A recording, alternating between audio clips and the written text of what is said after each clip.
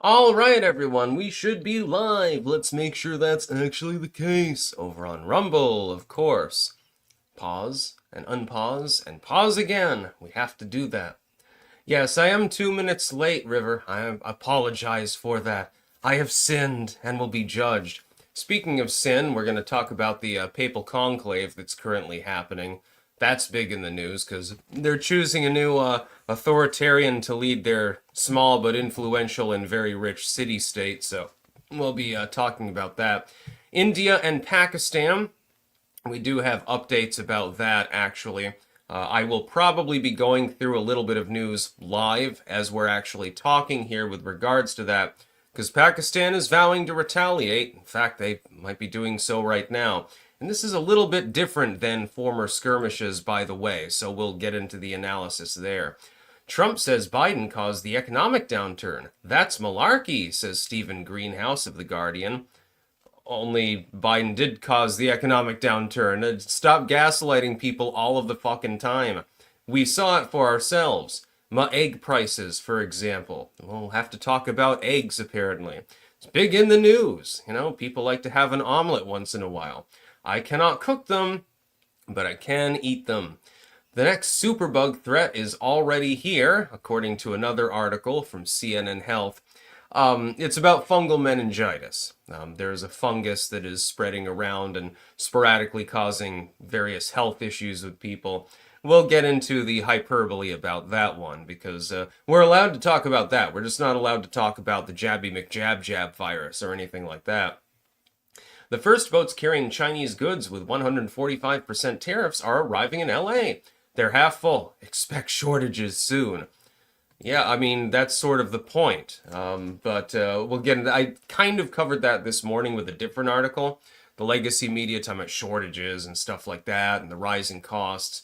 That's sort of the point. That's the entire point of the entire schema of tariffs. How bad is China's economy? Speaking of China again, the data needed to answer is vanishing. Yes, the Chinese not putting out reports on things like unemployment anymore. Becoming a real big problem for people seeking to analyze Chinese economics. There's probably a glaring reason for this.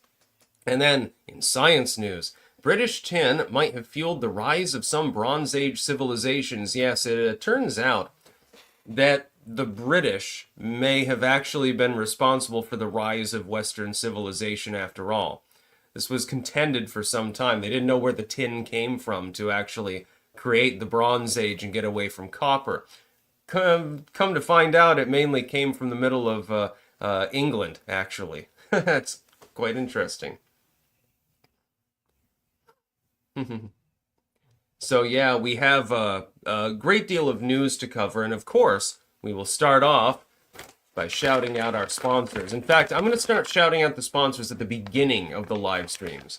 First and foremost, we have Cultivated Mind. You can get Doggy Dose for your doggo to improve their health. It's got 6 double bioactivated mushroom extracts in it, along with some other good stuff as well. Based on the smell, I think that the average dog would really enjoy this. You can also get mushroom pills, of course. I take them every single day. Took mine this morning. That's why I'm more energetic. The other day I forgot to take it until midday, and so I was a little bit more lethargic, actually. We've also got Anton. Anton, anytime we mention him, as, of course, we must have some Bovrite. Who swears it's too salty. I do not notice this to be the case. Not actually the case. Salty? Yes. Delicious? Absolutely. He can also get you some biltong. That's his mainstay. Game meat, bison, Angus, carbonasi, which is a beef pork mix, and I find it delicious. You know, if you're ever out in the woods, you stuff a few of those in your pocket, it might attract carnivorous animals. But then you can just give them some biltong, and they'll probably ignore you because, hey, you know, they'd rather eat the biltong than you. Use code STICKS, by the way, for 10% off on these sites. Finally, last but not least, of course, Jam and Bean, jamandbean.com, where you can get plant coffee. Also tea. They've got other blends of coffee, but I'm particular about this one, not without good reason. Again, when you've got your own coffee brand that's sort of branded to you, You should probably drink that. I'm gonna have to dip into this bag pretty soon, though. Hey, Jam and Bean, please, please send some more coffee. I'm going to need it before long. Yeah. TKJ. Sticks! Yes, indeed. It is me, believe it or not. Matt Mittens. Looks like we didn't get a notice on this. Many such cases. Decreasingly is YouTube notifying people of my uploads. I am well aware of this. This damage bleeds over, by the way, onto Rumble. Because some people, they mainly use YouTube, but they prefer to watch on Rumble, but they never got the notification. And so they don't know that I went live.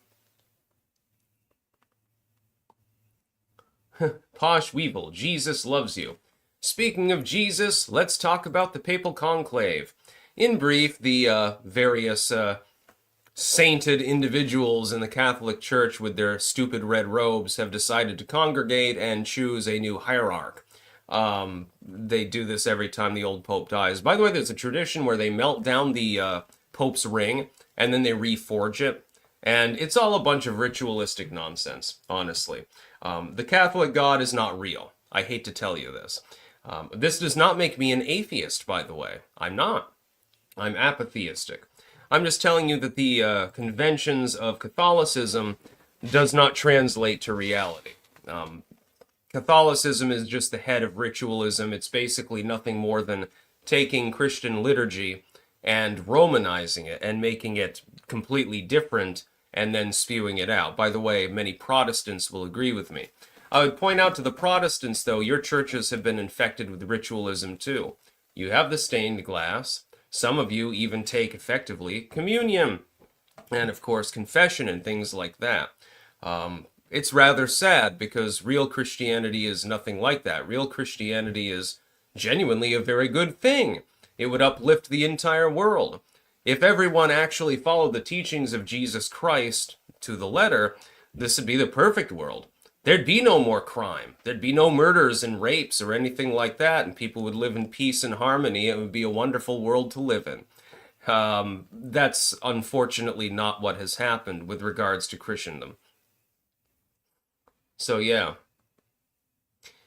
Christianity in and of itself is a positive force in the world, and I believe in many of its tenets, actually. But unfortunately, they are ignored by many people that call themselves Christians. They think that it's okay to go out gambling and carousing, and then they go to church and they do confession on Sunday, I suppose. This is, yeah, not necessarily what Jesus had in mind, I think.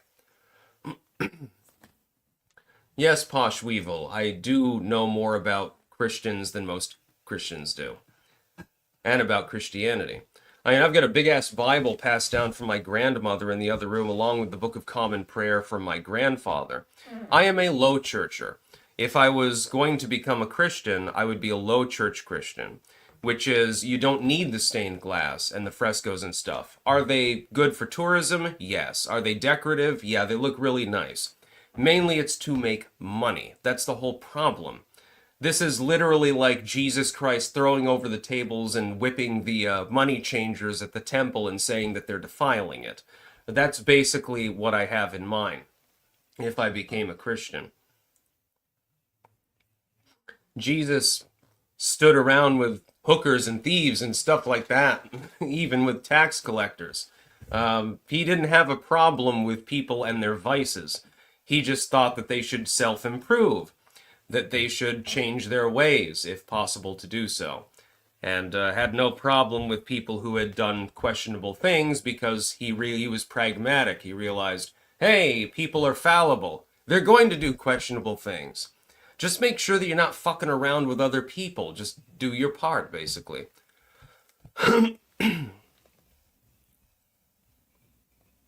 Yeah, Zeta Reticulus, the award for most children trafficked doesn't go to Catholic Charities. It goes to a different religious group we're not allowed to actually criticize on a YouTube live stream. Desert Sky, Jesus killed 2,000 pigs. That's animal abuse.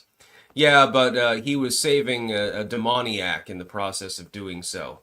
It's a metaphoric story more than anything else. Yeah, Jesus beat the shit out of a bunch of people in the temple one time because they were swindling other people and selling in the temple itself. They were selling, like doves and stuff like that, and changing money, exchanging currency, and of course bilking people in the process. And this was distasteful to Jesus, apparently, according to the story. Much of the, yes, Desert Sky, much of the Bible is allegory. And some of it is pseudo history, and some of it is taken from Sumerian/Babylonian lore. I don't have a problem with Christianity, to be clear, or Christians in general. But the ritualistic aspect is like, okay, how much did you pay for that altar engraving? Okay, $10 million or something like that. Wouldn't that have been more, it wouldn't have been more Jesus-like to use that 10 million to feed a bunch of poor people? Because that would feed a lot of poor people. It doesn't take much, some canned Vienna sausages and maybe some spinach or something like that. Vitamin supplements. Maybe get some people clean. You could have used that 10 million to make a rehab facility and staff it or something like that. It would be far better, I think, now, wouldn't it? For all the regalia, all the gold scepters and robes and stuff like that. How much money do you think that costs? An exquisite total. And that's why I'm not a Christian. Not in the sense of rejecting the concept of certain elements of Christian spirituality, because I don't, I actually embrace them. But I do believe that organized religion tends towards the depraved. The less organized it is, the less depraved it tends to be. Dab Shank the First. Crush your enemies, see them driven before you, and enjoy the lamentation of the women. Jesus Christ. Conan, what is best in life? Now a bunch of people are going to react to that.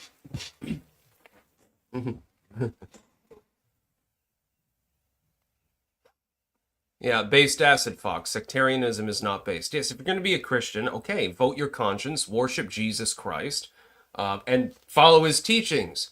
I mean, charity has to start at home, but if you've got largesse to shower on other people, try to help them. This is what I do, actually. I have to take care of my own shit first, and I have to take care of my family secondarily. And then if I have something left over, I can be very gregarious at times, sometimes to a fault, actually. This has become a problem at times. And I try to do that because I want to help other people. I believe in it. If I'm helping, hopefully the government doesn't have to, because I'm going to be more efficient at doing so. Pilgrim Media, I'm a Christian but can't stand organized religion. Yeah, the thing is, you used to, in a low church sense, you would go to the chapel or whatever, and they would usually they'd have the Bible there, but people generally read the Book of Common Prayer, actually, in many congregations. And the idea was that the church should be impoverished. It should be a place of poverty, simple meeting place for people to do various things. They would have picnics and they would hold town meetings, and they still do this in New England to some extent. And then they would have worship ceremonies, of course. But the idea was that if you didn't attend them, it didn't make you a bad Christian. It meant that you were plowing the fields at the time and couldn't attend. You had something else to do. And people overlooked this in one another. It was less judgmental. And that is exactly what Jesus told you not to do. Judge not, lest ye be judged. It's as simple as that. That's one of the primary rules of Jesus' teachings. And yet you have these ritualistic frameworks in which you're supposed to be judged by a priest and go to the little confession booth and stuff like that. It doesn't really, it's not Christianity. It really isn't. It's not Christendom. Technically, if you take up a hard line sort of view of Christendom, most of these people are going to hell. Sucks to be you. Yep, judge not. You can criticize, you can attempt to correct, and you can attempt to help, but you're not supposed to judge. So all of those church marms, ironically, are the biggest sinners of them all when you think about it. Just saying. India and Pakistan are constantly fighting one another. They have been for many, many decades, technically centuries if you think about it. But this latest escalation, as you will see, is worse than most before. Before, mainly what you have is border skirmishes. So the Pakistani or the Indian forces, they exchange words across the Kashmir border, which is, it's malleable. We're not exactly sure where the end line will be drawn. Kashmir is the province over which these two countries and technically third country, China, all claim territory. As a result of this, you have border conflicts. Mostly it's they fired warning shots. They fired off a mortar round. They yelled at each other. Occasionally you've had physical incursions, and sometimes people have been beaten with rocks and sticks and things like that. Haha, sticks. Haha, imagine that. This has happened fairly recently. But mostly these conflicts are pretty low-key. They're like a level 1 out of 10 or something. What you just saw, though, was a major terrorist attack by, allegedly, Pakistanis in India, killing, I believe it was 26 people, if I remember correctly. India responded immediately and said, fuck you. And they flew jets over into the region and bombed things and fired off a bunch of missiles, killing allegedly dozens of civilians. They claimed that it was an anti-terror operation.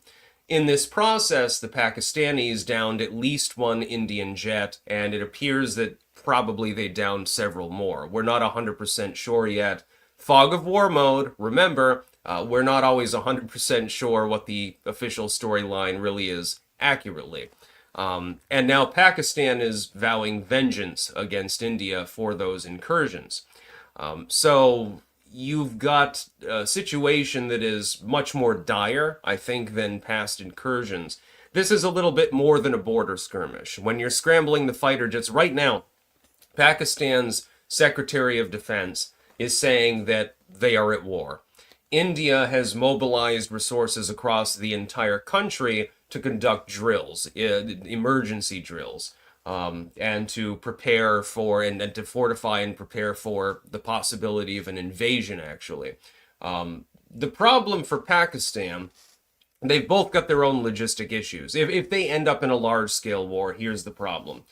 For Pakistan, the problem is that they're outmanned about 4-1, manpower-wise. The Indian military is considerably larger and more well-equipped, generally speaking, and Pakistan's land area is smaller. The problem for India is that they have a Muslim minority of about 100 million fucking people that might rise up in retaliation if a war begins because they're not Hindu. So neither of these countries really benefits, and they're both nuclear nations, by the way, neither of them really benefits from having a war. I think the leaders of both countries generally know this, and I hope that they'll tamp down on things and try to negotiate, and the United States should probably take the fore in doing this and say, look, fucking calm down, or we're going to get involved because we're not going to have another choice. If you fire off all of your nukes at each other, you're going to irradiate the entire northern goddamn hemisphere, and we don't want you to do that. So, you should put the carrot before the stick, I suppose.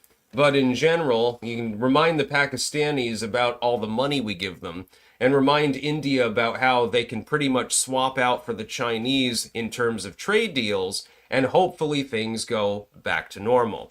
That would be the probable solution that the United States should employ. Now, ultimately, we're not in the subcontinent.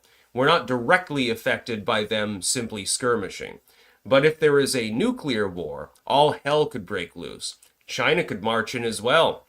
They would probably march in on the side of India, which puts the United States in a very, very strange scenario where we funded the Pakistanis, but India is a much larger economy, but it's part of BRICS, but it's kind of semi-separatist from BRICS.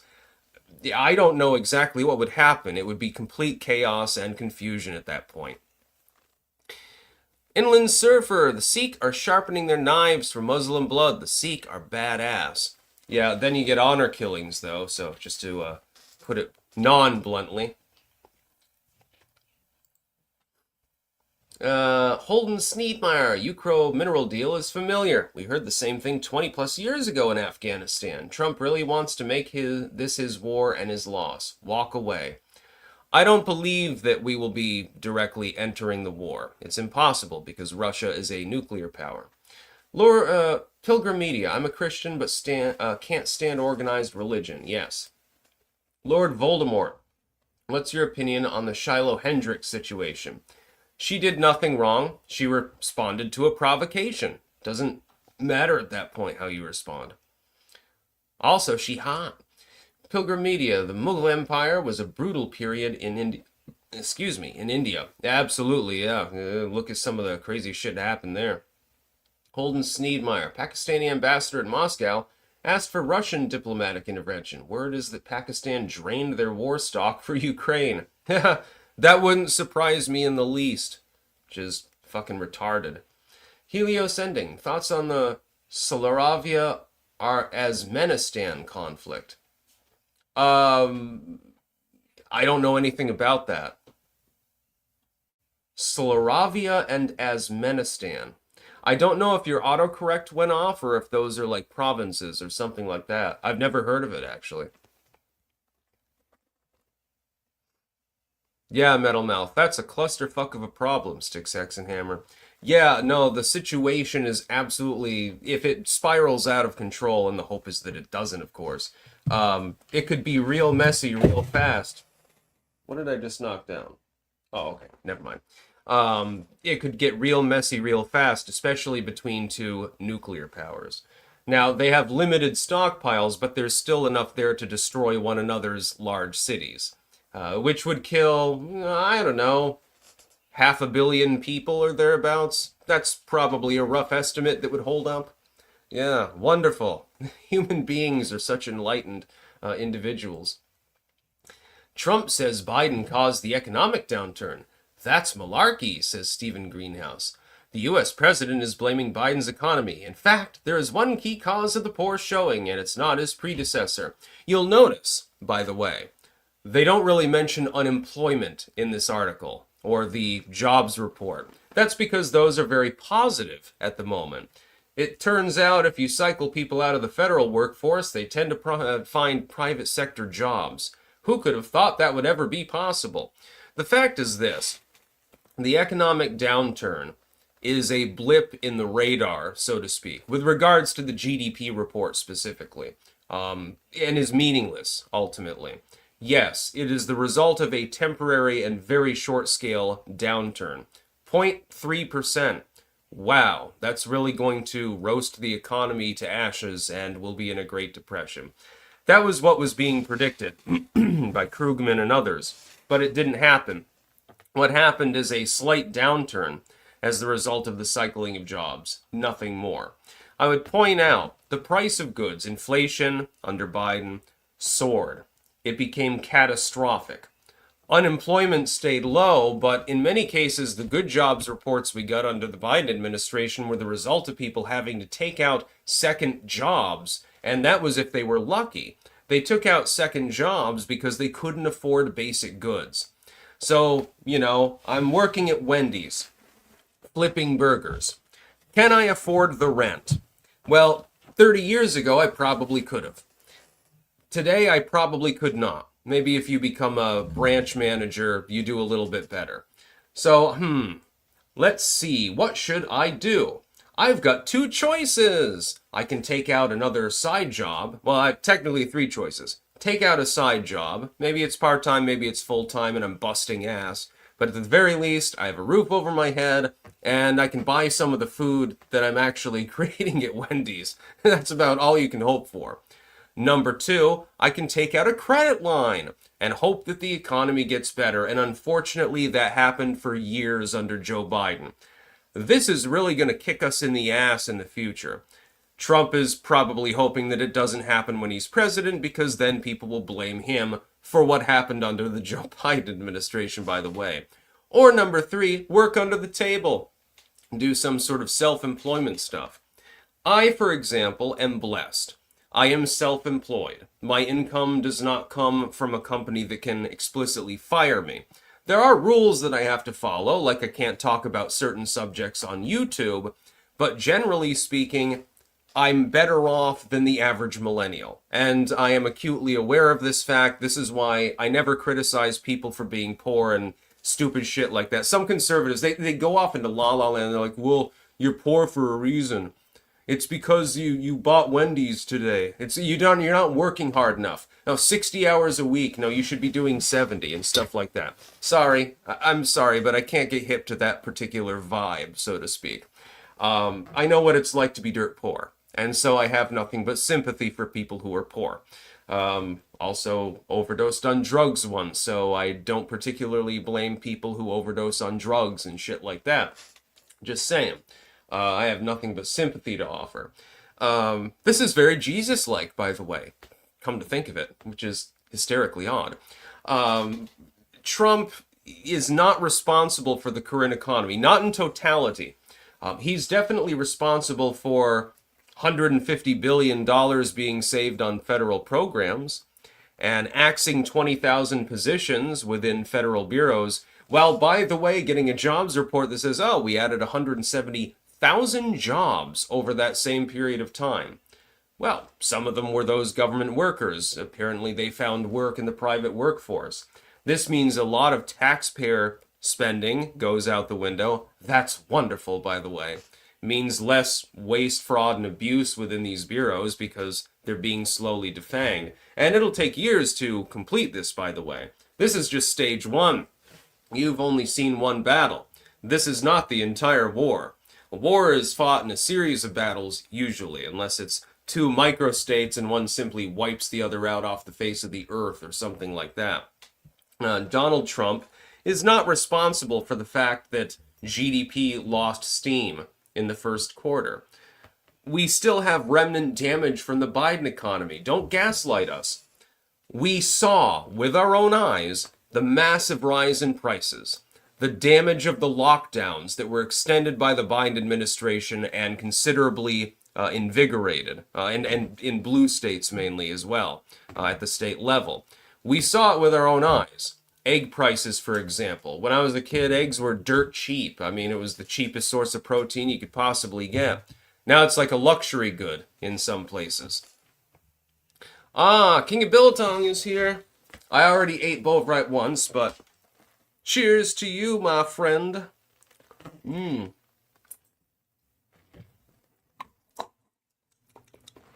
Delicious. I just can't help myself. It tastes good. What can I say? So yeah, Joe Biden is the one that wrecked the economy.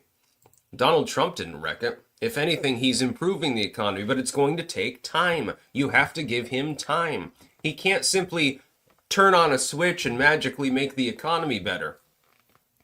He does appear, salty, he does appear to have an economic magic wand. I've got one somewhere around here, but I think I lost my wand. But that being said, it still takes time. Alex Bogey. I enjoy the chants and hymns of religious ceremonies and coffee hour afterwards. Takes my mind off everyday problems and resets my mind. Yeah, the chants and hymns and stuff like that and sort of the meditative thing, that's a positive aspect of, many religious services. I too, I love organ music. I remember as a kid going to the church on Christmas Day, and they would play the organ and they'd have all the, like on Christmas, and then at the end you would, put in a tithe in the basket, and then you'd light a candle and you'd put it out in the snow and stuff like that. It was fun as a kid, but it was just literally you're a kid having fun. You find it amusing. You're not really deeply meditating on the religion now, are you? And it's funny how all of a sudden liberals are the ones that are rambling about religious views and stuff like that. I find that inexplicable at this point. How dare Donald Trump put out a meme of himself as the Pope? And then the people that are complaining, they're not even Catholic. They're a bunch of liberal atheists and shit like that. A new superbug threat is spreading around the world. Uh-oh, we've heard this before. The culprit? Microscopic fungal spores that live in and on human bodies and in the dirt and air. Torrance Irvin believes the life-threatening fungi called Coccidioides entered his lungs in June 2018 when he was relaxing in his backyard in Patterson, California. I was sitting in my lounger enjoying a nice summer day playing games on my phone and having a cocktail, says Irvin, who came close to death before a specialist correctly diagnosed his infection nearly a year later. I went from a 290-pound man to a 150-pound skeleton, he said. I don't see the problem with this. That's okay, you got a good weight loss regimen. Thank the mushrooms. It came to the point where the first doctors just tossed up their hands and told my wife there's nothing we can do. I still remember how my wife sobbed when they told her that. Yes, he got fungal meningitis.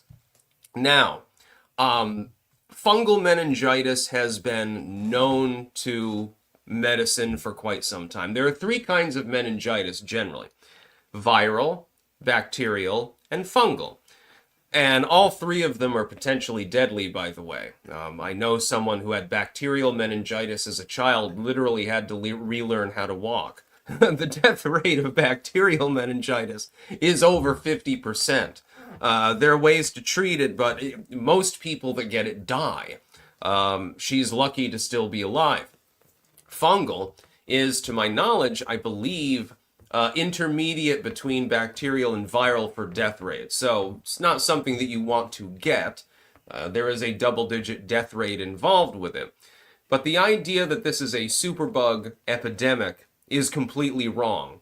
Even the article in and of itself disproves its own basic titled premise.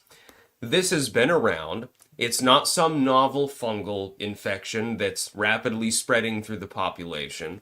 It's not a superbug. It is capable of being treated. The problem with treating it is that with certain fungal infections, the antifungals can potentially kill you too. This is a problem with the medical establishment and its inability, because of regulation mainly, and import bans, because other countries are capable of developing things much faster than us because of our regulatory system. This is an element of hyper-regulation causing us to have too few antifungals that are both effective and reasonably safe. That's all that this is. It's not a superbug. It's capable of being treated, it's just the treatment sucked dick. That's basically what's happened here. So they're trying it again. They're trying to get people whipped up into a frenzy over an epidemic that does not exist. There is no epidemic fungal outbreak of meningitis. It does not exist. You can get fungal meningitis. If you do, shit, that really, really sucks. You're going to be fucked up for life, basically. But it is not an epidemic. Copium poppies. People should calm their tits. Trump won't be Pope. We as a band called dibs on the open position before the last one's body was even cold. Dibs is sacred. We are the new and rightful Pope. Yeah, Metal Mouth. Copium poppies is pretty great. You should check them out. Just look them up. You're fiery but mostly peaceful weenie dog. Big booties Latinas are the best motherfuckers. Latinas are pretty good, not gonna lie. The Great Awakening. Dog treats from Cultivated are great. Dog 'em. Yeah, Cultivated Mind is great. Again, the only reason that I shout out these sponsors isn't even because they pay me, it's because I support the products. I would never shout out anything that I didn't myself support. I've had times before where people wanted me to shout things out, but I'm like, I would never use this myself. I would never try it myself or whatever. And so even though they're offering me money, I'm like, no. But I eat biltong, I drink jam and bean coffee, and I take Cultivated Mind pills. Unfortunately, I don't have a doggo, but I do know people who have doggos, so, I mean, I'm still shouting it out, of course, but, eventually I'll give that to some doggo owner. Their pupper can get a better coat of fur. Copium poppies. Our first papal decree is that for all Catholics everywhere, Tuesday shall be forever Taco Tuesday, except for Mexican Catholics. They get Sushi Sunday, just for funsies. Yeah, sounds like a wise papacy. Inland Surfer. Thoughts on Doge savings funneled into largest defense budget ever. I have no problem with increasing the defense budget as long as it's used wisely. I think that Trump and his team are probably better at allocating their funds. Nonetheless, I think Doge should actually look into the Defense Department more. I think that if we stop buying $500 screwdrivers and $1,000 toilet seats for submarines, we might be able to save money. Harrison Bergeron, I have in fact attempted to convince my wife that fellatio would cure many things. Never was really into that, by the way. Giving, yes. Receiving, no. I don't know. It's just my habits. Yes, Jenny, like the plague, which is a bacteria. Bubonic means lymph. Pneumonic, lung. Behind septicemic, blood. By Yersinia pestis, a bacterium spread by fleas. Yes, I've looked that up. If you became pneumonic or septicemic, your odds of dying were considerably higher. What seems to have happened with the Black Plague is that Yersinia pestis mutated, and it morphed into a form that was more transmissible. Normal bubonic plague, it'll spread around, potentially, but not very quickly, and the death rate would have been like 20%. If it becomes pneumonic, that rises to about 50%, and it spreads much more easily because you're coughing up infected blood everywhere. If it becomes septicemic, the death rate was about 95%, if I remember correctly. Yeah, I don't understand blowjobs. Just saying. Never really give a shit about them. The first boats carrying Chinese goods with 145% tariffs are arriving in LA. They're half full. Expect shortages soon. By the way, giving a preliminary warning to all of my subscribers. Yeah, you might want to stock up on some basic goods if you've still got the money to actually do so. Because there will be short-term shortages. I guarantee that there will. Here's the problem. This is exactly what we want. Short-term pain, long-term gain. The problem for Trump is that the public is very fickle and short-minded and will not long tolerate such economic conditions. They will begin griping about it. His approval will fall, by the way, as a result of this. And part of it will also be deliberate, both in the United States and, with blue states especially, which disproportionately control our major ports, and from China and other countries. They're going to try to throttle the U.S. economy in retaliation. So you can expect shortages. I suggest that you have several months' worth of basic bitch food on hand. Thankfully, because of JD Spare, I have about 6 months' worth of Japanese soups on hand at the moment, so I think that I'll be fine. And they're delicious, too. The Japanese, I don't know exactly how they process their soup, but it's superb. It's restaurant quality, just with a cup of hot water, basically. I don't know. I don't even know how they do it. Anyway, yes, there will be shortages. They will be blamed on Trump. They will not actually be Trump's fault. What we need to do is tariff the goods to grow a domestic industry, but it will take time for that domestic industry to actually thrive. If we lay waste to the regulatory system, we can build all those factories and mines and everything else that we need quicker and get past it quicker. But will Congress allow him to do so? Honestly, I cannot answer that question. That's the problem. So there's a lot of, and that's the other economic problem, is uncertainty at the moment. A lot of uncertainty about what's actually going to end up happening to the economy at large. Sigil, so thanks to China Uncensored, I now know why Rand Paul hates the Trump tariffs. His top donor, Jeff Yass, is invested in China to the tune of tens of billions of dollars, including $21 billion in TikTok. That's a lot of fucking money. Sigil, principled libertarian, my fucking ass. He takes money from China investors and then fights any opposition to China. You're libertarian, sir. I like his views on taxes and guns, so to speak. This is news to me. If you can DM me on Twitter with this story, I'd be interested in seeing it. That would be interesting. I want more both right. No, you know, when you're just making live streams. Some people gorge themselves on live streams. They'll have like a full, like a 5-course meal on their live stream. Most of the time it's junk food, I notice. Yeah, the Trump plan is basically to even things out and or price out foreign competitors, and then to build it domestically while deregulating to make the process faster. I support this. Has to be managed a bit, but generally speaking, as a general rule, good.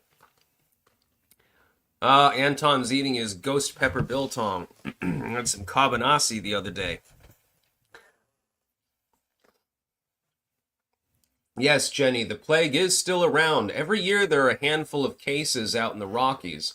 And we had an outbreak of Yersinia pestis actually in the Tibetan region of China actually a few years ago. And the Chinese cordoned off the entire area. They had tanks drawn up and everything and would kill anything that tried to enter or exit without permission.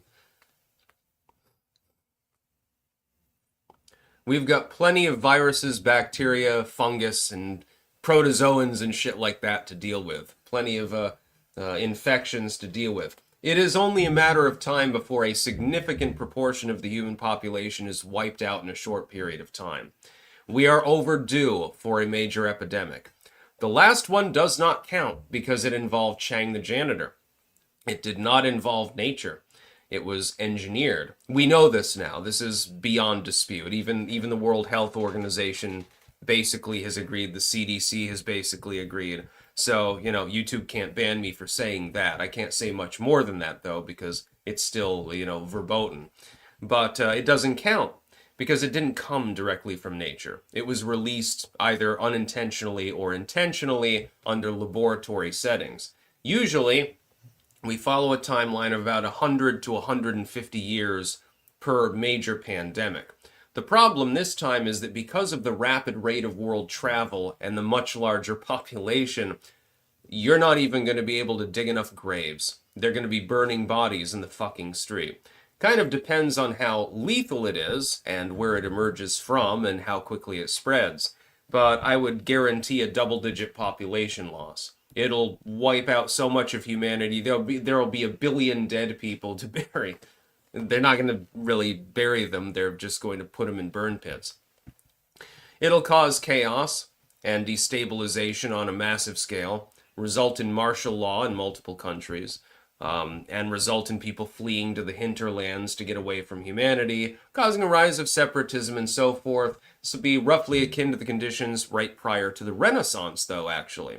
So for the generations that come after, not ours, but future generations, those that survive will actually inherit a much improved world. Could also lead to revolutionary activity. Let's hope some of it is libertarian in nature. Yeah, broken profit. Housing costs will go down. Absolutely, because half of them will be empty. Ripsidian, remember all the bodies on the street during COVID? I don't. Yeah, I notice. That was supposedly a big thing in China. And people just randomly passing out into a coma or keeling over on the street. And they're like, oh my God, the plague, the end has come. And then I never saw anything like that. Life went on pretty much normally in the Netherlands. Most people masked up. I didn't give a shit. I noticed men with beards and little old ladies were the least likely to follow the masking guidelines in the Netherlands. I noticed this 9 times out of 10. It was one of the two.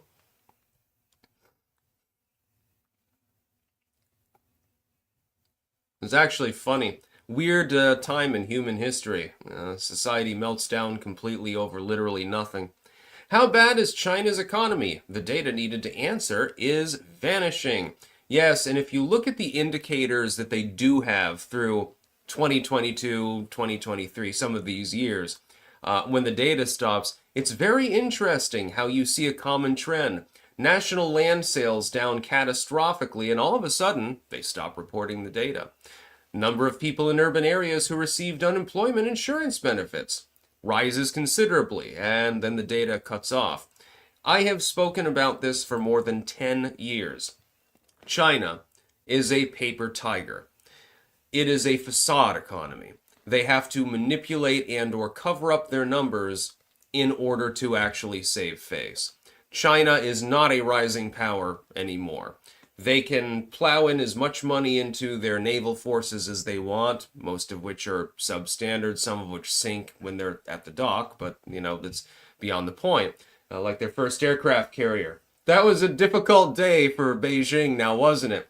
They float their first aircraft carrier that they managed to make, and it almost immediately begins capsizing. They have to drag it back to the dock. They managed to recover it, if I remember correctly. Meanwhile, the United States, I believe, has 16 aircraft carriers now, so I'm not too worried in that particular sense. Not that they don't have vulnerabilities, by the way. I mean, if one of them does sink, you've just lost a shit ton of money. Because it's not just the ship, it's also the planes and helicopters and shit that are on board and all the men that are dead. That would be a very, very costly error if that were to happen. But China, it does not have a strong economy. China's economy is highly vulnerable, especially if the U.S. decides to enter a tariff war, because China is the exporter and the U.S. is the importer. We can slowly transition to a domestic economy or begin importing from India or Thailand or one of these other countries that are more friendly towards our interests and call it a day. We're capable of doing both. I support a hybrid model. It's not that I don't like the idea of importing goods. It's that I want a much more robust domestic economy. I think this is what Trump has in mind too, which is good. That being said, though, China is generally adversarial towards our geopolitical interests. Why are we enriching their economy when we could leave them flat? Their steel production is plummeting at the moment. Their mineral extraction is plummeting at the moment. They are reliant on foreign sources of food. They're not net positive. There are only a few nations in the entire world that are, for example. The United States is number one on that list, by the way. The Netherlands, again, lol the Dutch, number two. They can feed themselves, as long as they want to eat a lot of sparkle soup. But the United States has one over on China in this sense. Effectively, you have to back the Chinese down.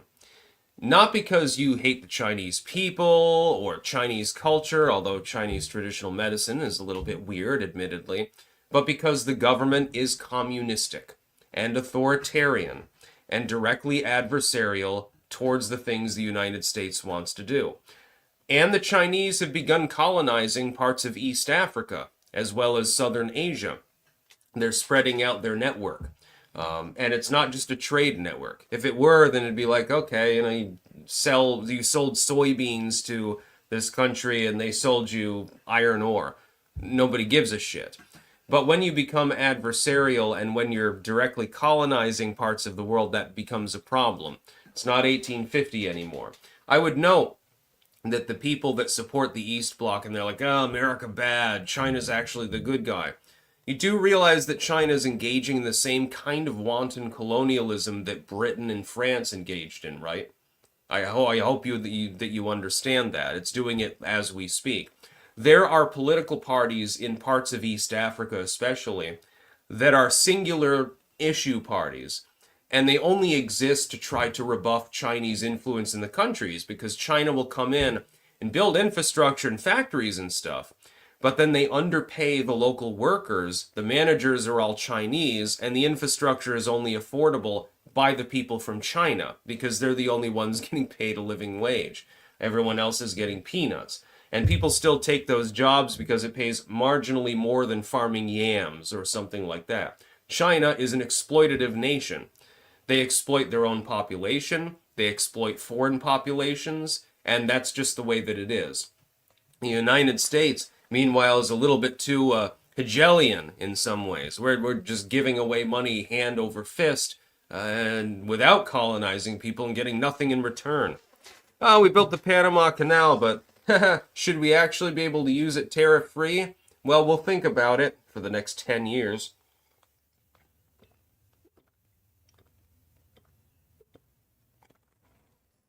Yeah, I love it.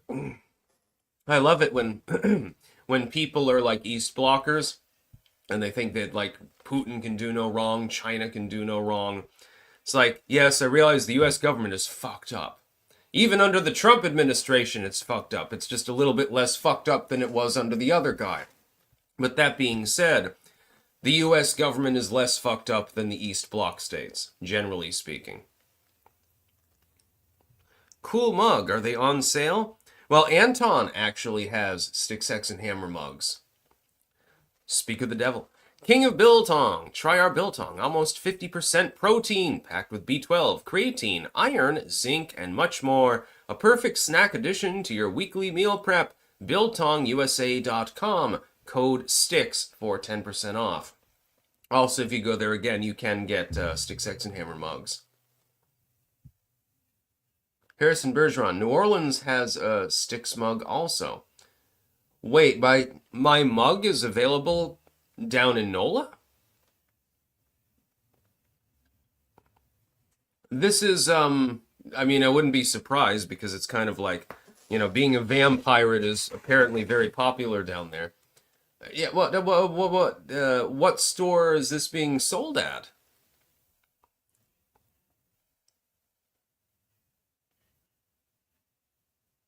I hope that they bought it from Anton first because, as far as I know, oh, mugshot. Yeah, okay.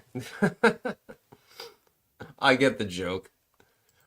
British tin might have fueled the rise of some Bronze Age civilizations. Large amounts of Bronze Age tin may have come from Cornwall and Devon, a new study suggests. It looks like the people of the British Isles actually, accidentally caused the Bronze Age to expand to the Mediterranean through trade lines, actually.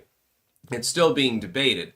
We're not 100% sure, but it appears that a lot of the tin came from parts of England, actually. So, in a way, the English caused, I guess, the rise of the Roman Empire and the Greek Empire and things like that, and the expansion of the Egyptian Empire. That's very, very funny to think about, by the way.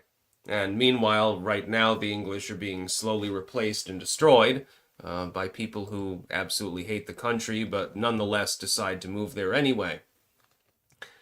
Yeah, but Bronze Age is pretty cool when you think about it. Think about the Trojan War and things like that, which apparently was actually real. For a long time, they thought that it was fake. They thought, well, it's just a story. Nope. Turns out it was real. Hopium Gardener. They have just erected a 12-foot statue in Times Square of an overweight black woman. What the actual fuck? Does this surprise anyone? No, not really. It doesn't surprise me at all. Sticks needs a cool cowboy hat. No, I'm a vampire, so I wear this. I'm cool. Just ask anyone in New Orleans. Ripsidian. Shiloh brings balance to the force. Yeah, I'm Team Shiloh. Copium Poppies. Sticks. Why is there no stickshexandhammer.com? There's no reason for it.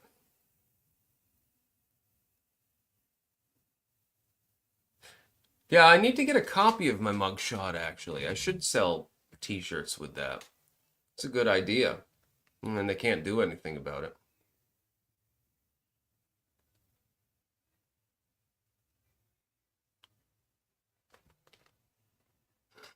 Yeah, piracy is cool. Like, I'll have people come up to me and they want selfies with the pirate. Or kids will think that I'm like an actual pirate, like, who goes out on a schooner or something like that. And they'll want to wave. It was, in the plaza, the other day I was shopping. And this girl's like giggling, and she was probably 5 or something like that. She's waving to me, so I'm like, hi. And I always do the pirate speak, like, arr, matey. Arr, yes, I do be a pirate. Made several men walk the plank, don't you know? It's fun, It's hilarious. I have a good time sometimes. What's life without a little bit of fun? My fun mainly at this point comes from piracy and gardening. By the way, I have done a little bit of work out in the garden. The beets and Swiss chard are already coming up. I still have to clear. The weather has been shit over the last couple of days, so I haven't really had time to clear out the rest. This year, I'm thinking I'm probably just going to get pre-sprouted seedlings mostly. I'm not going to have time because of all the things that I've had to do to like sprout my own peppers and tomatoes and stuff like that. So I'm thinking it'll be probably easier just to get them. You know, I can get discounts anyway at some of the local places because, you know, you get a membership and shit. I'm going to slim it down a little bit this year. Mainly, I've just got to remove a bunch of weeds at this point, and the soil is already perfect, so I don't need to do anything for that. And the sage came back, by the way. It's already, there's leaves all over it. The thyme came back. I don't know if the rosemary came back. And I believe the peaches are now budding out as we speak. So, generally speaking, as a rule, good. I'm not going to grow quite so many peppers this year, though, because, I mean, there's only one person in the house that reliably uses hot peppers, and that's my dad. If I make a chili, I'll put a jalapeno or two in there. But other than that, like, I'm not going to eat a Reaper pepper. Because I don't want to choke to death, mainly. So I'll grow a few jalapeno plants, I think, and call it a day. The rest will be bell peppers, because those are delicious. You know, it's really fun. You cut the top off a bell pepper and then get rid of the seeds, right? And then you can use it as a cup. And it makes the water taste awfully good. There's just a little bit of a peppery overtone to it. And, you know, some people find this amusing. You could probably do it with hot peppers too. If you wanted like a poblano or something, if you wanted spicy water. I don't know why you'd want it though. Just saying. Mm. Grow cayenne, says Zeta Reticulus. Now, I'm going to do a couple of jalapenos and the rest will be bell. Flank them with more beets. Then the tomatoes go in. I want lots of those, cherry tomatoes specifically, and flanked by carrots. And now's close to the time where I'd plant them, I guess. And they do really good. Carrots do really well in the soil here. It's just that they get nibbled off by moles and shit. So I'm going to have to keep an eye on them. And then I will grow some pak choi, I suppose. Just a little bit of it, but nobody else seemed to want to eat it. And I only make stir fry a few times a year anyway. If I had my own, like, kitchen, fully stocked and everything, and, you know, I could just do whatever I wanted, my mix would be a little bit different. But because I'm also growing things for other people, like, you know, onions and potatoes and stuff and corn, it takes up room for things that I don't myself generally eat. So it's a little bit different. No, Slimy, it's not the wabbits. It's the moles. They dig under the carrots and they say, oh, what a treat I've found. And then they just sit there and they'll nibble the bottom of the carrot off. It'll still be alive, but, you know, only the top couple of inches are actually still there. I've got garlic, lots and lots of it, and I've got a shit ton of chamomile. I'm considering converting one bed just to a tea garden. It'll just be nothing but chamomile. I'm considering that. Copium poppies. It would be a central place to find your social links, a place to link all your books, link to sponsors, and best of all, sell merch directly. Yeah, I know, I should probably get to that at some point. But that requires, like, effort, man.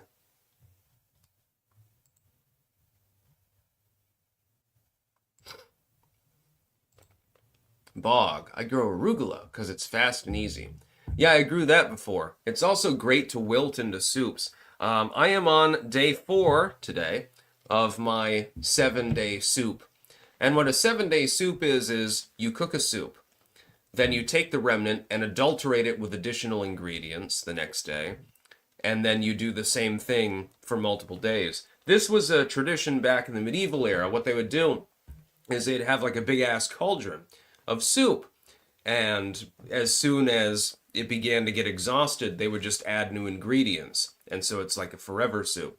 I think there was one in Great Britain that dated to before World War II, actually. And but unfortunately, I guess there was a power outage or something like that, and so they lost, you know, the original soup.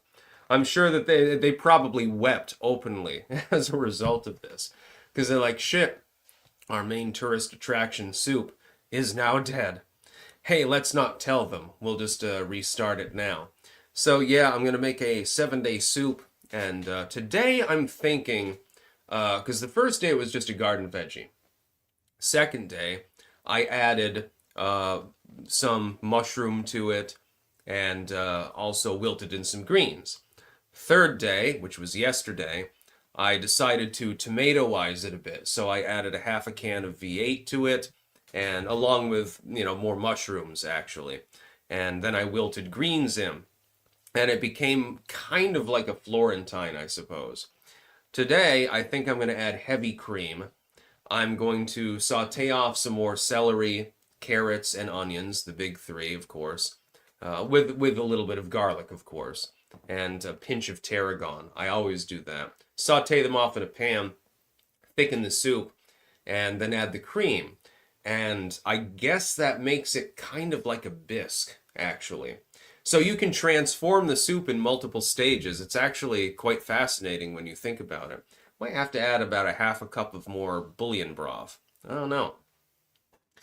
Then, after that's drained off, I'm thinking, yes, beans, molotulo. I'm thinking about adding some black beans to it, actually, on the day 5, but that's tomorrow. Cygnus, it's pirate party time. I have actually had pirate parties before. They were some of the most fun that I've had in my entire life, and I miss them, actually. Astara, as a New Englander, what's your opinion on clam chowder, particularly the Cape Cod variety? I never eat clam chowder. Seafood chowder, on the other hand, I love. Specifically from Ray's on, it's north of Northampton Beach in New Hampshire. I think it's on Rye Beach. Ray's. Ah, yes. I can't wait to get back there.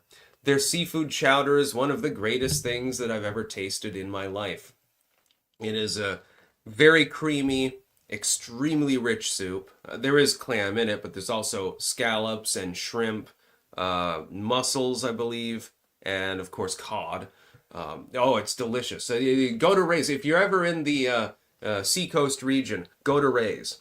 Tell them that Styx the Pirate sent you. Molotulo, my favorite food that I've ever eaten was a crawfish bisque, actually, from Ralph's on the Park in New Orleans. It's not just good. It's not just great. It's not even just excellent. It is beyond superb. Go to Ralph's on the Park if you're ever in New Orleans. And, again, tell them that Styx the Pirate sent you. Leave them the black spot. This is another thing that I want people to do. I want my subscribers to take little round pieces of paper, ink them black on one side, and just write black spot on the other and start passing them out. Let's make a meme of our own. That would be funny. I've got black spots actually on hand. I keep several of them on hand at any given time in case I have to give somebody a pirate summons. It's just fun. Copium Poppies, check your DMs after the stream. Got a link for you. It doesn't take much effort to make a website anymore. We managed to figure it out. Lol. Finger it out. Yeah. The black spot. 'Tis a summons. I'm summoning all of you to go to the restaurants that I mentioned because I won't recommend them unless they are very, very good. Trust me. Ralph's on the Park is probably the best restaurant that I've ever been to. I think I've been to it now, 3 or 4 times? I don't know exactly. And there are plenty of good restaurants in Rutland as well. Go to Loose Luna's. I've been there a half a dozen times. And again, there's a reason for that. I don't recommend things that I don't myself like. You can get basically anything there or at Ralph's. It doesn't really matter what you get. Just vote with your taste because everything's good. Garant. Trump is serious on Canada. You can see his head bob in response to Carney saying Canada never for sale. Will likely have Alberta by 2028. That won't happen. Sigil. Sailing in my pirate ship around in the 7 seas. I got a funny feeling from my head down to my knees. The feeling goes no further 'cause my legs are made of wood. Zeta, you said you wanted Creole. Go to Commanders. Huh. Wait, look that up. I'll keep it in mind. I'll be back there in Commander's Palace.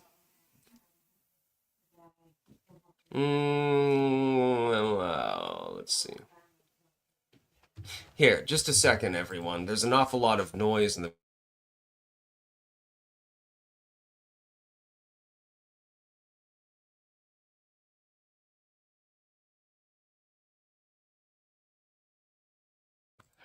Yeah, sorry about that. I had to remind people that I'm still live streaming. Normally, I only go for an hour, so when I go over, sometimes people have, like, loud conversations and shit. Sigil, I see a giant disco ball. I know this will be good. Out of the icy mist, an island appears. It's shaped like a skull, but it stinks like a beer. I drop the anchor down and take a swig of rum. I don't have any rum on me. I'm a rumless pirate at this point. It's time to have some fun. Get ready for a party! Pirate party party. It's pirate party time. Yeah, I'm not gonna lie. That gives me nostalgia over actual pirate parties. I've had them before. And they're fun, let me tell you. Sometimes you have Vietnam flashback parties. So you put your M1 helmet on and your bulletproof vest, maybe the fatigues, and you can toss like a V8 can across the room and just yell grenade. Or you have a soundboard on your phone where you press a button and it makes like the M16 sound and stuff like that. It's just, again, I have an overdeveloped sense of imagination and humor, so you know.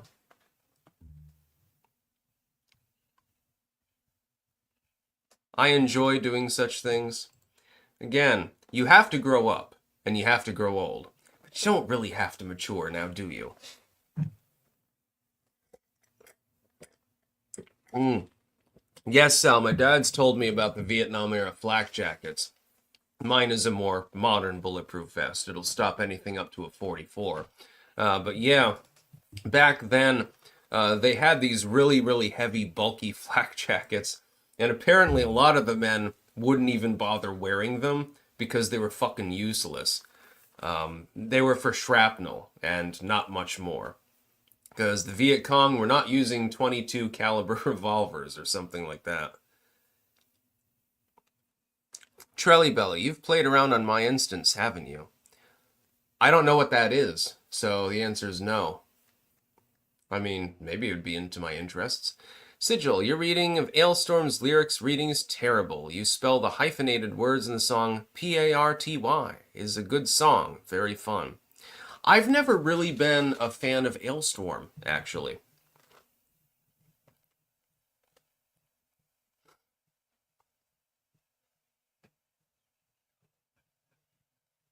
Hmm. Jenny, it's interesting that you would mention that. When the Romans had siege engines that they called turtles, actually, and they had primitive landmines actually to deflect them, they would and siege towers. They would actually layer wetted seaweed onto them to make them more fireproof.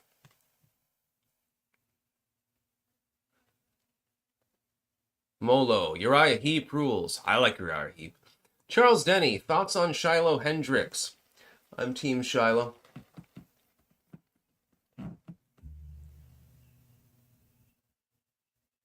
It's called Fucked with an Anchor is the best Ailstorm song. Arr, walk the plank, matey. Yeah, I like doing the pirate voice when people encounter me in public and like I've noticed that since I started dressing like this, I get about 20 times more attention than before, and I was already an oddball anyway. But people love the pirate look, so thank you very much for the hat, because completing the look apparently makes me a social butterfly a little bit. I can't wait to go to the Vampire Cafe. I have a feeling that I'll fit in there pretty well. Sigil, what kind of party pirate doesn't like Ailstorm? More of a Rumahoy guy. Cowboys of the Sea, also a good song. There's a band called the Alcoholics, and I think they had a song called Possessed by Beer and Rum. You might like that. Although I don't think that's not really pirate metal, if I remember correctly. I haven't listened to it in a while. I think that's more punk, actually. BW, Sticks, the Alcatraz thing and Canada thing have two big B distractions. I hope something's really good up Trump's sleeve, whole different strategy this term. Yeah, he's throwing everything out there that he possibly can in order to distract the news cycle and distract his political opponents. That much is clear. I think he is serious, though, about attempting to reopen Alcatraz, and I think it's partially retaliation against the state of California because it'll drain them of tourist revenue, and they'll have to fund it. I do not support this particular move, though. Although it would be very funny, and although it would be effectively inescapable, so for a Supermax facility, you can't choose a better location. Yeah, I'm gonna go a mile and a half swimming across shark-infested waters with odd currents, in order to get to safety, while the Coast Guard is actively searching for me. It's probably not going to happen. That being said, the maintenance cost would be inordinate, and you'd be losing tens of millions of dollars a year in tourist revenue from other countries. So I don't think that it's really actionable. Sigil, Fucked with an Anchor is a great song to play on public jukeboxes, especially when you're drinking and yell the lyrics. Zeta, Jean Lafitte and Andrew Jackson both approve the hat. Yeah, exactly. I'm a pirate, but I'm also a revolutionary. So, I like it. I think I cut a good figure. Sigil, fuck you. You're a fucking wanker. Fuck you, you fucking anchor. You're all cunts, so fuck you all. Okay, that sounds like my kind of song. Maybe I should, I'll docket that for later. You've convinced me with those lyrics.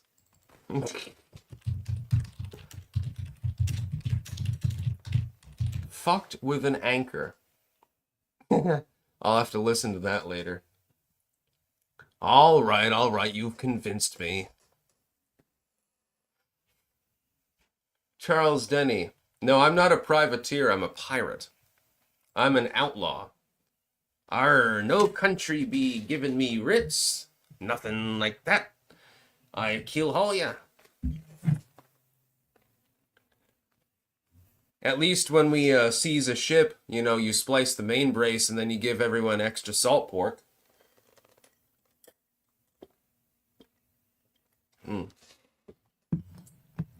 Yeah, BW, exactly.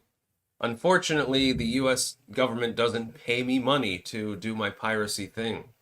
I wish it did. Won't I should talk to Donald Trump, or maybe Elon Musk at this point, I suppose. Be like, hey, if you pay me enough money, I'll wander around the streets of New Orleans 8 hours a day and just do piracy things. It'll be a tourist attraction eventually. Wow, Mom, is that the famous pirate? Yes, daughter, it is. That'd be funny. That would be hysterical. No, I almost thought about when people were coming up to me to fucking take selfies, because, you're in New Orleans, you're in Pirate Central. I was almost like, well, I could probably make a business out of this now, couldn't I? But I'd rather not. I like doing this like I'm doing right now. And so if people want to take a selfie with the pirate, then I'm not going to deny them it. It's fine. Yeah, there was this middle-aged couple, and they're like, oh, can we get a selfie? They had a dude with them, and he took a picture, and I was like, I wonder if they put it online. I guess if you look up New Orleans pirate, there might actually be pictures of me there. It's hilarious. Just imagine being immortalized and the reason is because you dressed as a pirate. Yeah. My life is totally normal, by the way. I'm a totally normal person. Anyway, this is now a Bant stream at this point because we've run out of news. Although we do have to, and I'm going to look up Commanders later. Commanders Turtle Soup. Ah. Oh, they got turtle soup?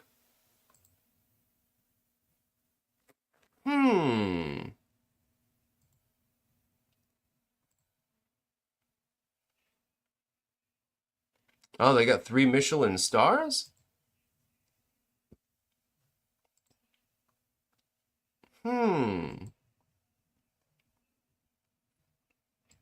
Okay, I'm definitely gonna look that up. Cajun Creole cocktail bars, breakfast and brunch. Yeah, they do have turtle soup, shrimp, and tasso Henneken. I can't eat pecans. I don't dare to because I had an allergic reaction to walnuts that one time, so I don't really dare to eat tree nuts. Apparently, I can still eat almonds. That's the good news. I don't know. Bananas Foster. Ooh, pork belly. Hmm. They got, yeah, this is definitely more of a fancy place. They got filet mignon. Commander's Creole Stew. Soup du jour. Soft shell crab. Not a huge crab fan, honestly. They got various salads. Yeah, it's like salad and soup, and certain things are fancier than others. What's the vibe? Hmm. I like how Yelp has that now. Oh, they've got al fresco dining. That's always good. Although, since I'll be there in June, maybe air conditioning would be called for. Just saying.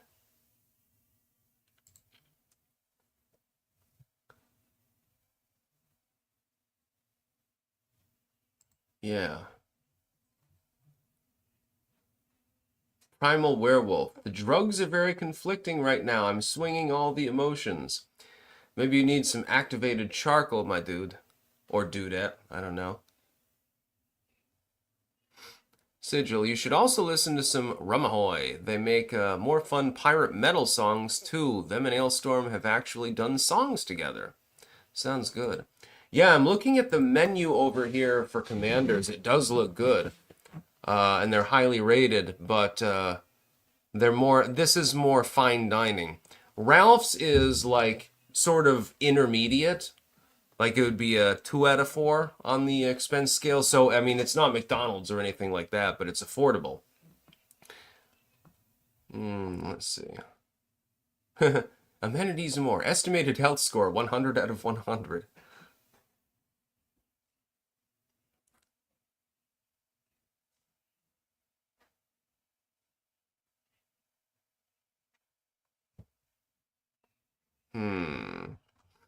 Yeah, I wouldn't, but this is more of, it looks like more of a brunch place than anything else. So they don't serve like dinners. If I'm gonna have like a hefty hoagie meal, turtle soup or something like that, and a bunch of bread and shit, generally I would eat that for dinner, I suppose. They got a bunch of pictures of their turtle soup. Yeah, that looks exactly like the one that I got at Ralph's, actually. Looks good, but I bet it costs twice as much. I think I'll stick with Ralph's.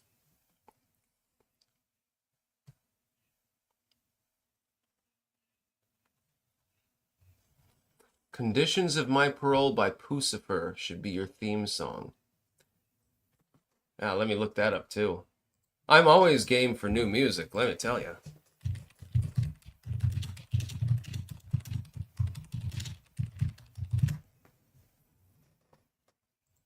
I'm sure that'll be funny. And then Ailstorm, fucked with an anchor. Yeah, that sounds fun. That's the sort of title that I want. That's exactly what I want.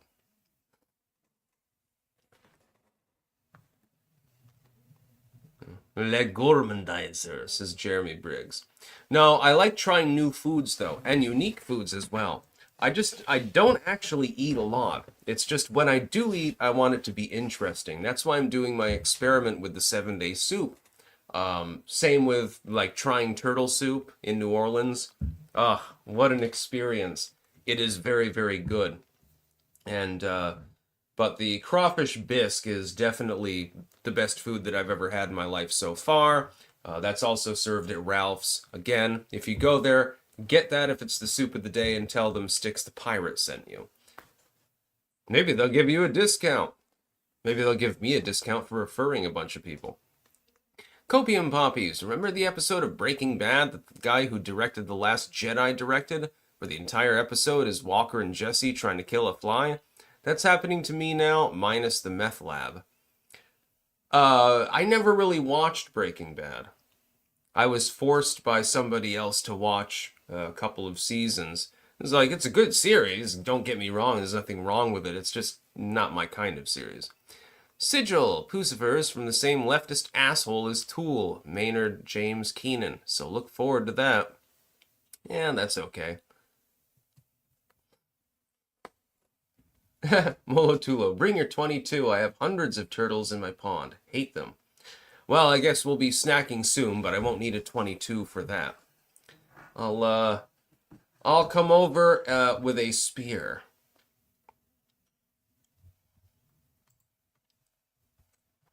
I've also got a nice bow. Or we can use explosives. Apparently those are more legal than guns if you're under criminal charges. It makes no sense to me. Gun law in the United States is so fundamentally crippled at this point that it's beyond saving.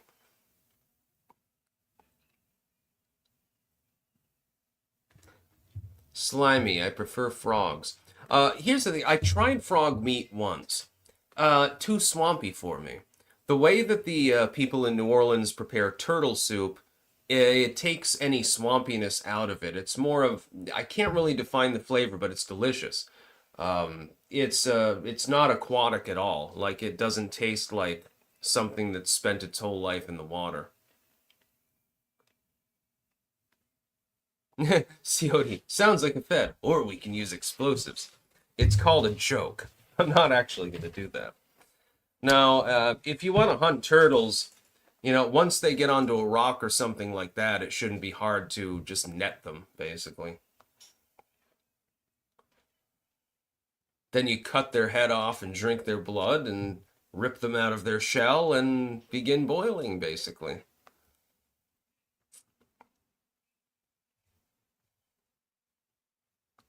Yes, Sal, pneumatics are also not classed as firearms, even though there are some pneumatic rifles that will literally bring down an elk. So, again, gun laws in the United States make so little sense at this point that they are fundamentally not even worth saving. We should just destroy them all. We should just get rid of every single one of them. Yeah, eating turtles. I would love to have some turtle soup right now, honestly.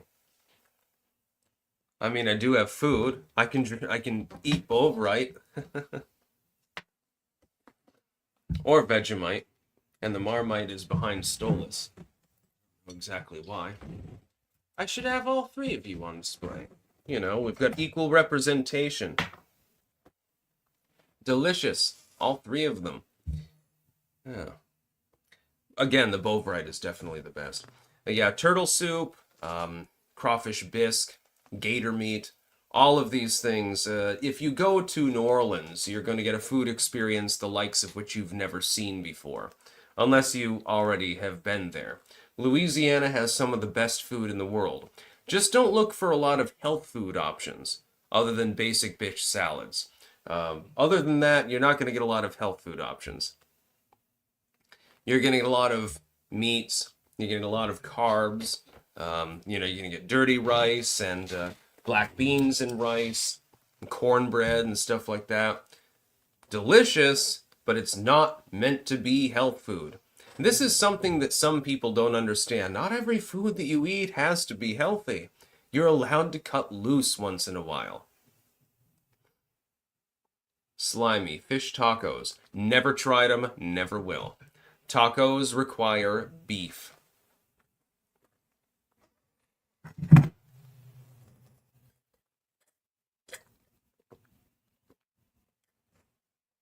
Zeta, the best streetwalker in the warehouse district is named Carla. Yeah, I never did that either. And I was in Amsterdam where prostitution is legal. I never did anything like that.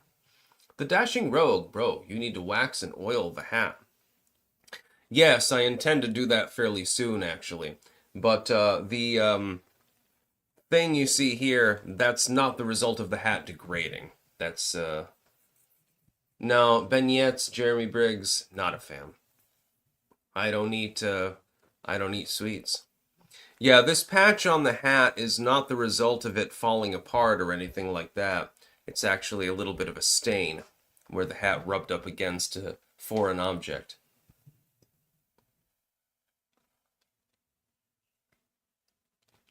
Richard Vernadow. Sticks, have you ever put ketchup in turtle soup before? No, no. It's already got, I believe, tomatoiness in it.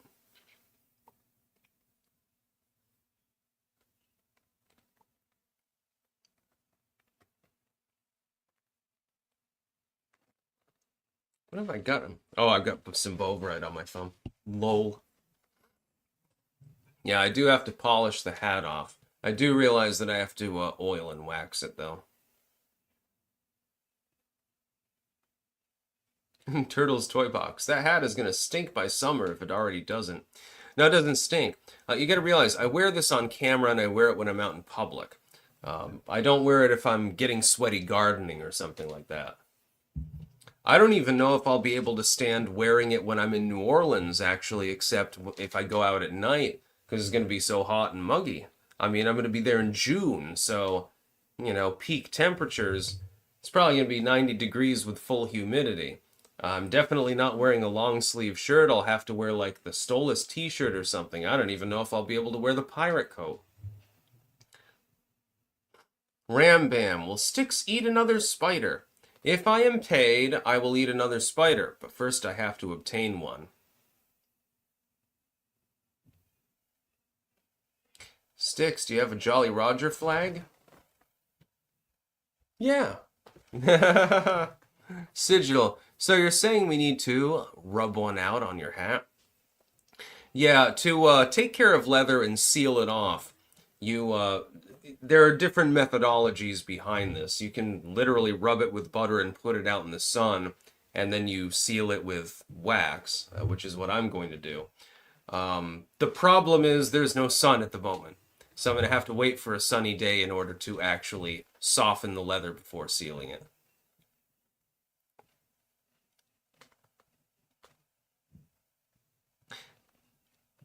Turtle soup with dried spiders in it, please.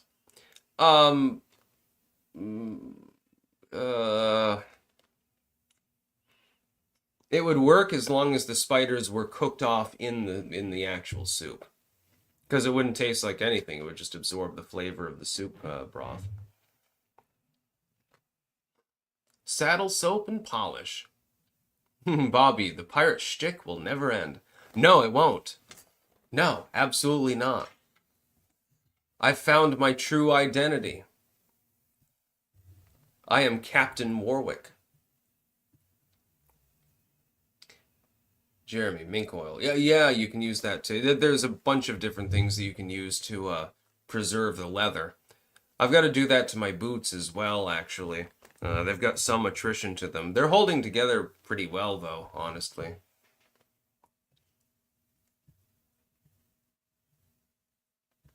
Hey, Sticks, if you come across any of those swamp people who happen to have any strange leather laying about, get it. My mom got a bunch of leather making stuff. Alligator, turtle, snake, lots of snakes. Yeah, I had, when I was a kid, when I was like 4 years old, I had a cowboy hat that my Uncle Jason gave me.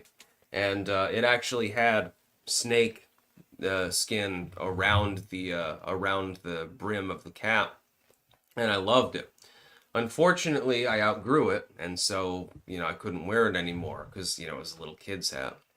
Copium poppies, fact, Manwich is better than homemade sloppy joes. No! I will fight you about this, especially with a handful of cheddar sour cream ruffles on the sandwich. I will literally get into a fist fight with you on this.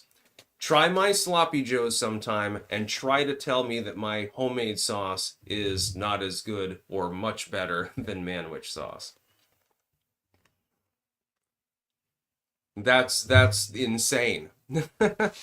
Manwich sauce is fine if it's adulterated heavily, but making your own, oh man, you can make it so fucking tasty. KLCB Soft, ahoy Sticks. Hope you're doing better with your insomnia. Here's some treasure to count along with the sheep during sleepless nights. Greetings from AT. Thank you. Actually, I got a full night's sleep last night. And that is thanks in part to Anton. Yes, BiltonUSA.com. Because he gave me some chamomile tea. And I triple bagged it and put it in some, steaming water. And then I chugged the whole thing. And yeah, it didn't take very long before I fell into a nice, peaceful slumber. So thank you, Anton. You gave me a good night's sleep. There's a reason why I'm more energetic at the moment than I usually am. Yeah, copium poppies. Manwich is okay. There's nothing wrong with it. But I guarantee you I can make a better manwich sauce than that. It's not even hard. You can even make it from all natural ingredients if you want to. If you grow your own tomatoes, you can thicken them, blend them off, and so forth. You combine that with the other ingredients. You can even follow the manwich recipe. It's just it'll be 10 times fresher. And the herbs and spices aren't difficult to replicate.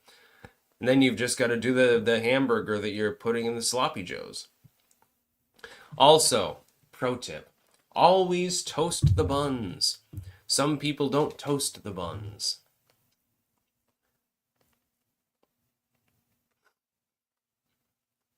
Turtle's Toy Box. If you're in old school Appalachia, they might call sloppy joes spoon burgers. Yeah, there's some other terms for it, but I think pretty much everyone says sloppy joe.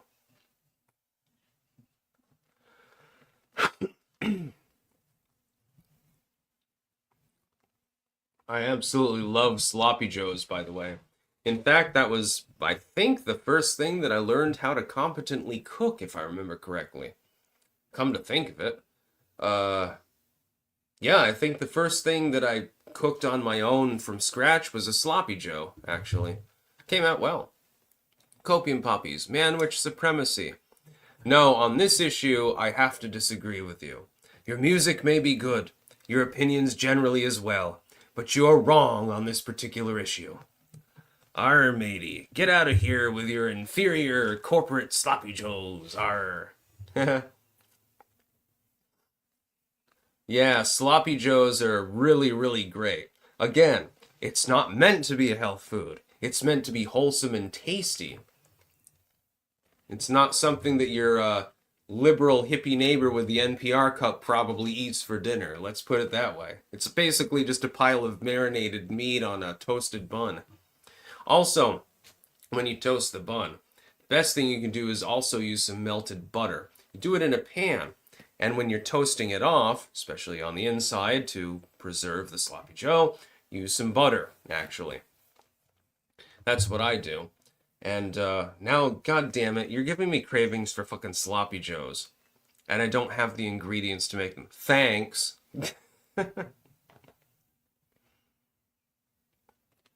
What is your sloppy joe recipe, sir? I will attempt to tell people my sloppy joe recipe soon. But right now I don't have the ingredients, so, I have to sort of mentally go through it. I cook by, memory. I don't really use recipes, so to speak.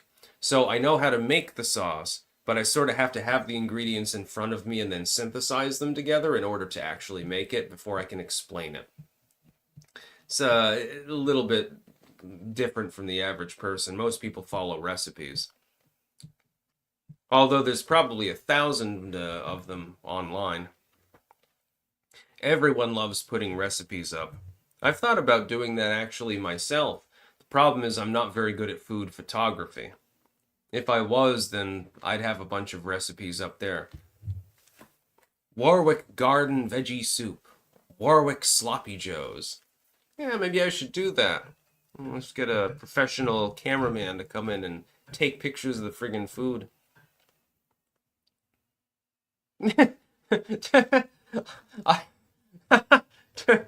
Turtle's Toy Box. I had an ex whose pussy looked like a big Montana sliding off the bun, kinda.